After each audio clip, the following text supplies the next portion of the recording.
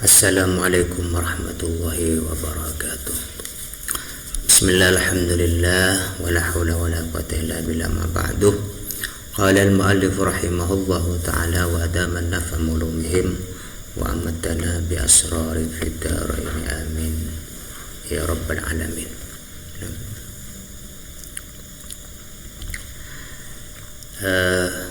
Bismillahirrahmanirrahim.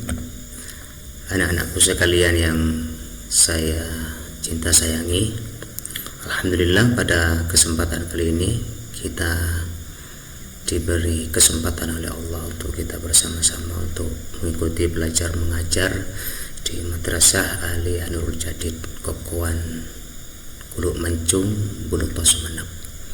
Pada bingkai kali ini kita memasuki pada rangkaian atau keterangan, yaitu ayo kita bertaubat kepada Allah Subhanahu wa ta'ala.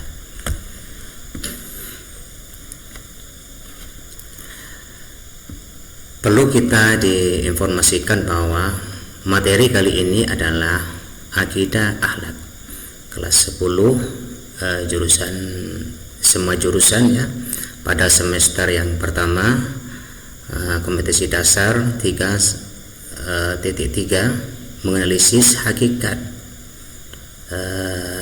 syarat-syarat dan kedudukan taubat sebagai pondasi perjalanan rohani. Indikatornya yaitu 3.1 menguraikan pengertian taubat.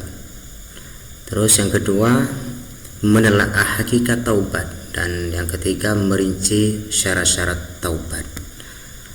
Pada kali ini kita langsung memasuki kepada pengertian taubat dan juga hakikat taubat, syarat-syarat taubat. Ayo kita mulai dengan ucapan bismillahirrahmanirrahim.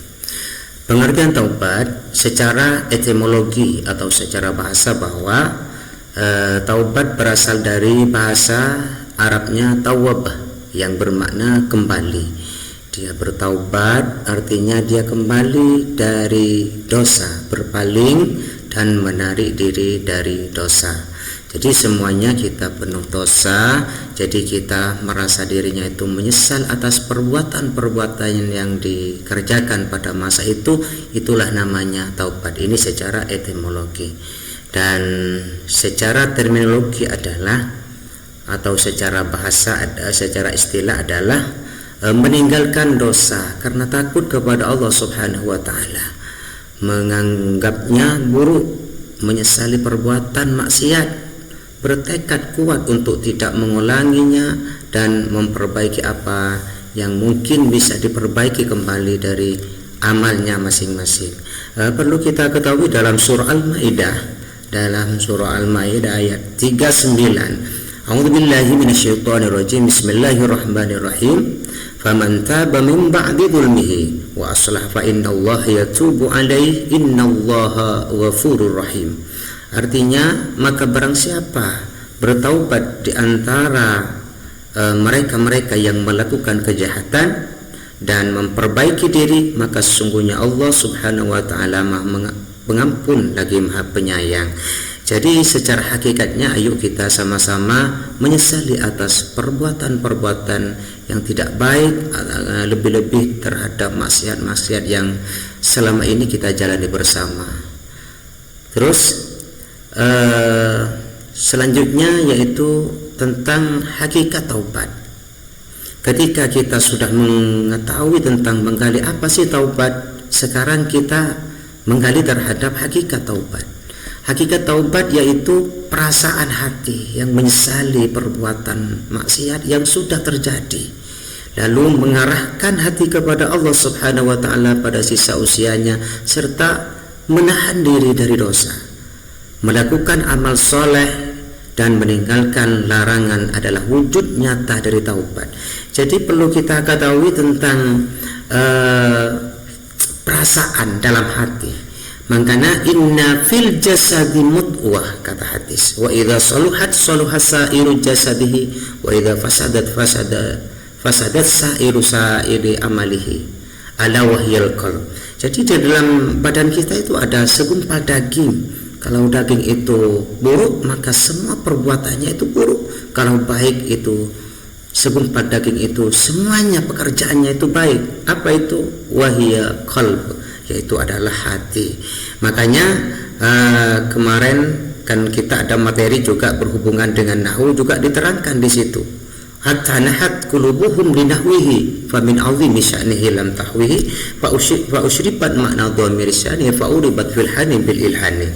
Artinya apa? Ketika kita sudah memasuki hati yang sangat kita kagumi, yaitu segumpal daging tersebut, dimasuki kalimat tauhid la ilaha illallah Muhammadur Rasulullah, maka secara hakikat kita sudah bersih hatinya, menjadi jernih, seperti bagaimana kita itu seperti orang-orang yang mabuk, tidak tahu diri, langsung kita menyatu kepada Allah Subhanahu wa ta'ala.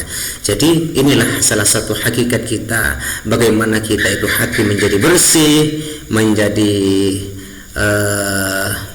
sempurna dalam kehidupan kita yang akan datang. Selanjutnya kita syarat-syarat taubat. Apa sih syarat-syaratnya taubat sehingga taubat itu bisa diterima oleh Allah Subhanahu wa taala? Karena perlu kita ketahui bahwa anjuran taubat di sini adalah bagaimana sabda Nabi Muhammad sallallahu alaihi wasallam, sesungguhnya seorang hamba apabila bertaubat berbuat dosa, maka di dalam hatinya ditorehkan sebuah titik hitam. Apabila ia meninggalkan dan beristighfar serta bertaubat, maka kembali bersih hatinya.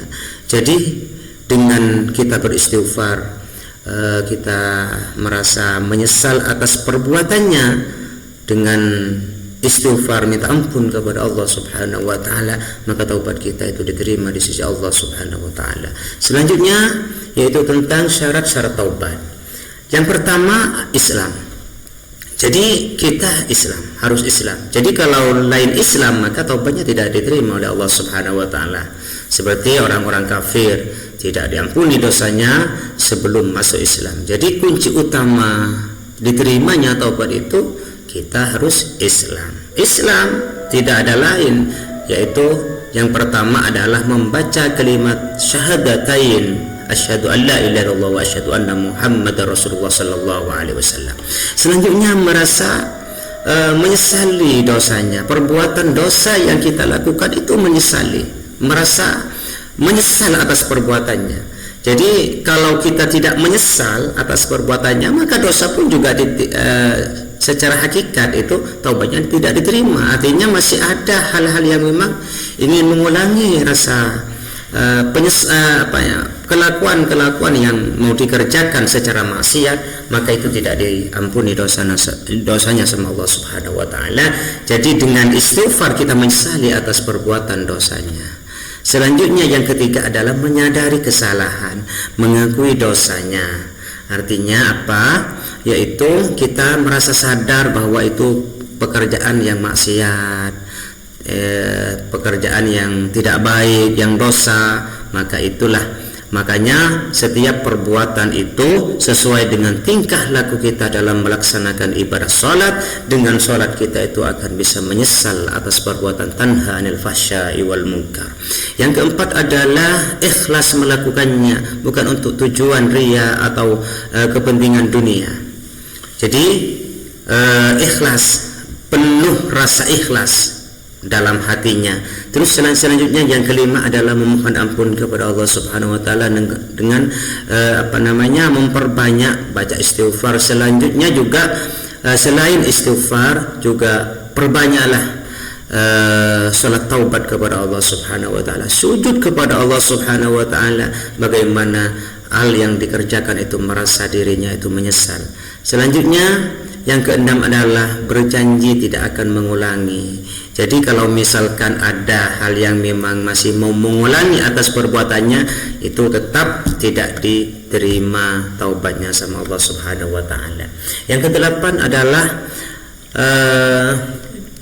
Yang ketujuh, menutupi kesalahan dengan perbuatan yang terpuji, amal soleh. Perbanyaklah mengerjakan amal soleh, baik dari sholat, zikir kepada Allah Subhanahu wa ta'ala, dan juga perbanyaklah sedekah.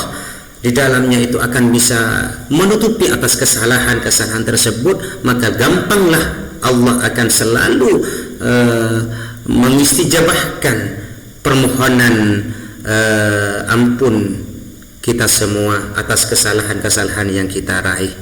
Selanjutnya, masa taubat itu yang ke-8 adalah masa taubat sebelum nafas sampai di tenggorokan dan sebelum matahari terbit dari barat. Makanya tuqbalu taubatal abdi ma lam yuwarwir, diterima taubatnya seseorang itu selama tidak sampai kepada tenggorokan. Dalam artian masih kita bernafas. Kalau sudah tidak bernafas arti sakratul maut, maka disitulah tidak diterima oleh Allah Subhanahu wa ta'ala. Kesimpulan, adik-adikku sekalian, yang anak-anakku sekalian yang saya hormati, atas apa yang sudah kami sampaikan tadi, yaitu taubat adalah perbuatan terpuji yang sangat dianjurkan oleh agama dan sangat dianjurkan oleh syariat Rasulullah sallallahu alaihi wasallam. Terus taubat ini menjadikan sarana memohon ampun kepada Allah Subhanahu wa ta'ala dan sebagai media untuk kembali kepada Allah Subhanahu wa ta'ala. Selanjutnya juga taubat bisa melakukan kapan saja, dilakukan kapan saja. Itu tidak harus kita menunggu, karena setiap manusia pasti punya kesalahan, baik dari segi mata, penglihatan, dan juga telinga dan sebagainya. Setiap harinya melemburkan dosa kita, maka paling tidak kita harus selalu bertaubat kepada Allah Subhanahu wa ta'ala. Terus setiap orang pasti melakukan perbuatan dosa selama hidupnya.